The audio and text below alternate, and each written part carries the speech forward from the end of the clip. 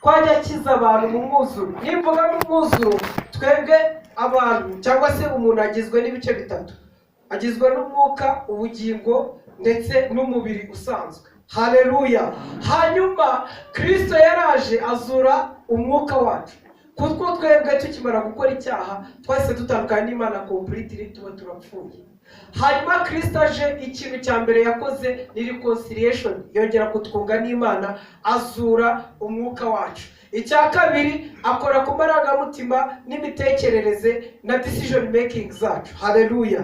Buriya ntukajye utungurwa n'ujya ubona decision umuntu yafashe ishobora guhita kwereka ko yakijwe cyangwa atarakizwa, kuko kenshi hari igihe duhura n'ibibazo ariko decision ufata itayerekana uwo ari we. Kuko niba warabaye centered mu ijambo ry'Imana, ufata decision ihuye n'ubushake bw'Imana. Haleluya.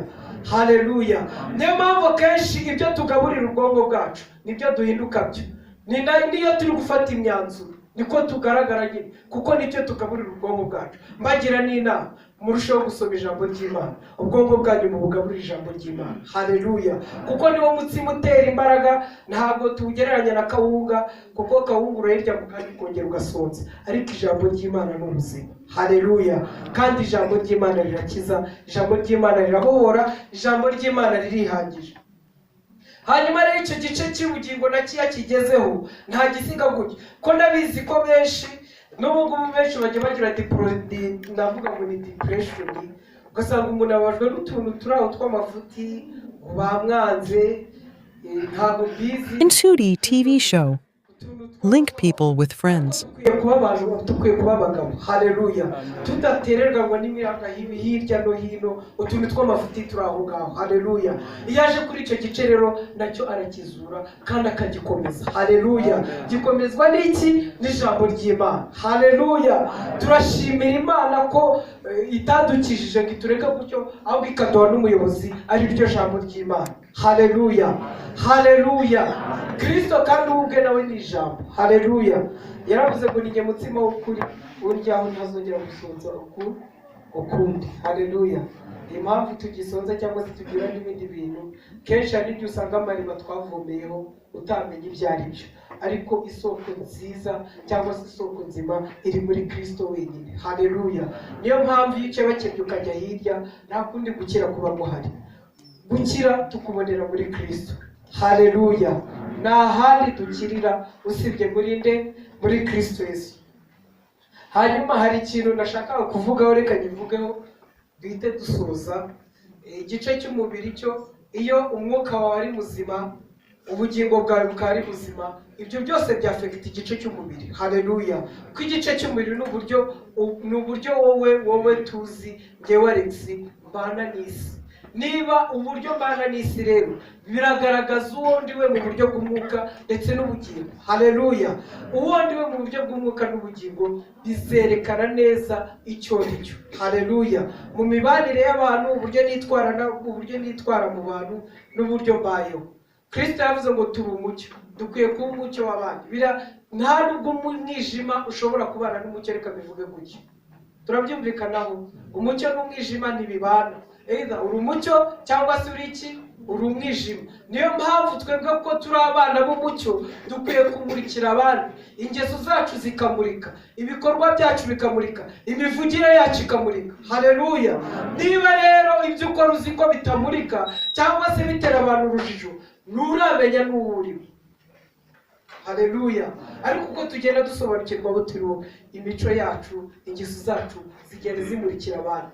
Petero yabyanditse avuga ngo nibabona ingeso zanyu nziza bahindukire ko bahimbaze so wo mu ijuru. Haleluya. Uko niko dukwiye kubaho, nubwo tutahagarara tubwiriza abantu, ariko imico yacu, imyitwarire yacu nayo ikavuga abantu bagakizwa. Haleluya.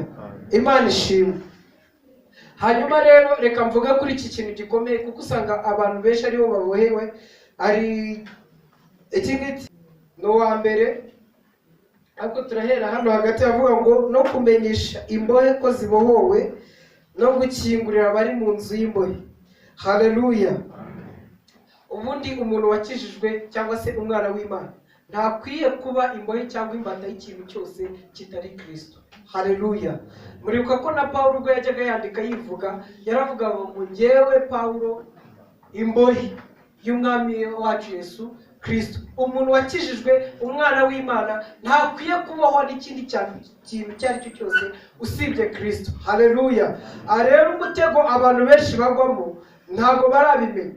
Yesu yaravuze ngo yaje kumenyesha imbohe ko zibohowe. Natwe twari imbohe kuko twakoze ibyaha, hanyuma tuboherwa, Satani aradufata aratuboha kuko twari twakojeje, kandi niwe wagombaga kudufata, twagombaga kwishyura ibyo ngibyo twagize iki twakoze. Ariko Yesu yaje kumenyesha imbohe ko zigize gute, ko zibohowe.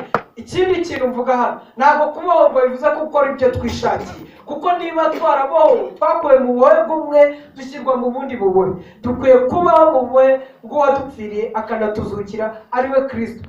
Pawulo yongeye kubyandika aravuga ngo urukundo rw'Imana ruduhata kuko umwe yapfiriye bose bakwiye kubaho kubwo bapfiriye akanabazukira, haleluya. Nanone niba warakuwe muri ubwo bubohe bwa Satani ariko ukabutemera kuba imbohe ya Kristo, uracyafite ikibazo, haleluya. Mureke twemerere Kristo atuyobore, twemerere Kristo atuyobore. Hanyuma yavuze ikintu gikomeye ngo yantumye kumenyesha imbohe ko zibohowe, haleluya. Ubundi biratangaje kubona umukristo, turaza kubigeraho, ndimo ndayireba, umuntu kamemberetse, turaza kubivuga mu kanya. Ariko yaravuze ngo yantumye kumenyesha imbohe ko zigize gute, ko zibohowe. Ukwiye kumenya ko wabohowe kandi byakozwe mu mwuzuro, haleluya. Ntabwo dukwiye kugenda twikanga ibyo ari byo byose, twarabohowe. Niba koko uri umwana w'Imana ukaba warizeye Yesu Kristo, warabohowe, haleluya. Ikindi kintu cya kabiri yavuze ngo no gukingurira abari mu nzu y'imbohe. Yarabitumenyesheje, ariko kimwe cyo no gusohoka muri iyo nzu y'imbohe nabyo ni wowe ubifitemo uruhare, haleluya. Gusohoka muri iyo nzu y'imbohe ni wowe ufitemo uruhare. Benshi ntabwo baramenya ko urugi rurakinguye. Benshi baracyaheranwe n'agahinda, baracyibaza uko bizahamira. Benshi bafite depression, aribaza ngo ejo bizagenda bite. Ariko ubundi ni iyihe mpamvu ituma tugira ubwoba? Icyo nzi neza ni uko Imana ishoboye byose. Hari umuntu umakanye ko Imana idashoboye byose? Niba Imana ishoboye byose rero nkaba ndi umwana wayo, niye mpamvu ituma nkomeza kugira ubwoba cyangwa kugendera mu nzira zidakwiriye? Haleluya, haleluya, Imana ishimwe. Dukwiye kumenya ko twabohotse. Hanyuma niba ukifite ibintu bikuboshye, urugi rurakinguye, icyo ngutangariza, kandi kurusohokamo nta kundi ni uko wizera. Gusohoka muri urwo rugi ni ukwizera, ukizera ko Yesu yakubohoye, haleluya, Imana ishimwe. Hanyuma kadusome ku murongo wa 3, tumenye abo twagizweho kugira ngo tumenye n'imyitwarire dukwiye kugira tukiri mu isi. Hari ibintu dutinda ariko tutakwiye gutindaho, haleluya, niba twarizeye Yesu Kristo. Kadusome 3, yavuze ngo yantumye no gushyiraho itegeko ab'Isiyoni barira, ryo kubaha ikamba mu cyimbo cy'ivu. Reka ngende mbisoma gake gake. Petero yandikiye, ni Petero mu rwandiko rwa mbere rwa Petero, ni igice kirago, ni ibice 2 ku murongo wa 9. Yavuze ijambo rikomeye, reka ndisome hato mutaza gutahana ibitekerezo byanjye navuze ibintu bitari byo. Reka dusome ijambo ry'Imana turivuga nk'uko riri, sibyo? Ni ibice 2, dusome ku murongo wa 9. Yaravuze ngo ariko mwebweho muri ubwoko bwatoranyijwe, abatambyi b'ubwami, ishyanga ryera, abantu Imana yarose, kugira ngo mwamamaze ishimwe ry'abahamagaye, ikabakura mu mwijima ikabageza mu mucyo wayo w'itangaza. Twebwe turi abantu Imana yarose, ikadukura mu mwijima ikatugeza mu mucyo wayo w'itangaza. Ariko impamvu ni iyihe? Ni ukugira ngo twamamaze ishimwe ry'aduhamagaye. Muri make dukwiye kukubona uri mu isi, tukabona Kristo, haleluya. Niba uzi ko tukubona tukabona ikindi kintu kitari Kristo, ntabwo ibyo ubamo ntabwo tubizi, haleluya. Kandi Kristo ntabwo yadukije gusa, ahubwo yaduhaye no kubaho ubuzima nk'ubwo yabayeho, haleluya. haleluya. wibaze Pawulo yandikiye Abafilipi aravuga ngo mugire wa mutima wari muri Kristo Yesu. Tekereza ku mutima wawe urebe kuko niba umutima ufite umeze nk'uwari muri Kristo Yesu. Haleluya. Yesu yatugize abami n'abatambyi b'ubwami. Dukwiye kumenya ibyo ngibyo, tukamenya uko twitwara. Haleluya. Dukwiye kubaho ubuzima bugaragaza Kristo. Ntabwo Kristo yigeze yipfusha ubusa. Dukwiye kumenya ko turi abami n'abatambyi. Haleluya. Yesu ashimwe. Haleluya. Amen. Imana ishimwe. Uko tuzagenda tumenya ibi ngibi gake gake. Haleluya. Amen. Haleluya. Dukwiye kwifata nk'abandi. Tureke kwipfusha gusa. Aha. Ntabwo byoroshye. N'amavuta yo kunezerwa mu cyimbo cy'ubwirabure. Haleluya. Jya bwira abantu ngo nkurikije ibyo tuzi cyangwa se ibyo twamenye n'abo twagezemo n'icyo twagizweho, ntabwo dukwiye kubabazwa n'ubusa. Usibye ubundi bintu byose se navuga ngo uzababazwa n'uko wavuye muri Kristo, ariko igihe cyose kiri muri Kristo. Pawulo yaranditse ngo si ibyo gusa ahubwo twishimira no mu makuba yacu, ko tuzi ko amakuba yacu atera kwihangana kugatera ibyiringiro, ibyiringiro bikarazana kunesha. Sinibuka ibintu nk'ibyo ni Abaroma ni 3 hari niba atari 5 hafi aho ngaho, namwe mujye musoma. Haleluya. Dukwiye kumenya ko twebwe no mu mibabaro yacu dukwiye kwishima. Yesu yabwiye abigishwa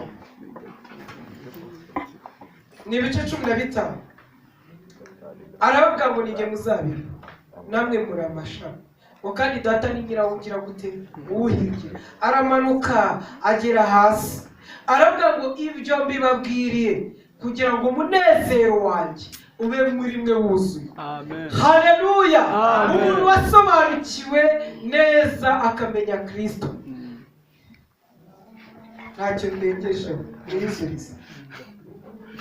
Hanyuma ngo n'amavuta yo kunezerwa mu cyimbo cy'ubwirabure, umwambaro w'ibyishimo mu cyimbo cy'umutima wihebye. Ubundi umuntu wasobanukiwe neza akamenya ko Kristo yamukije cyangwa se yamuhinduye umwana w'Imana, n'iki gituma yiheba.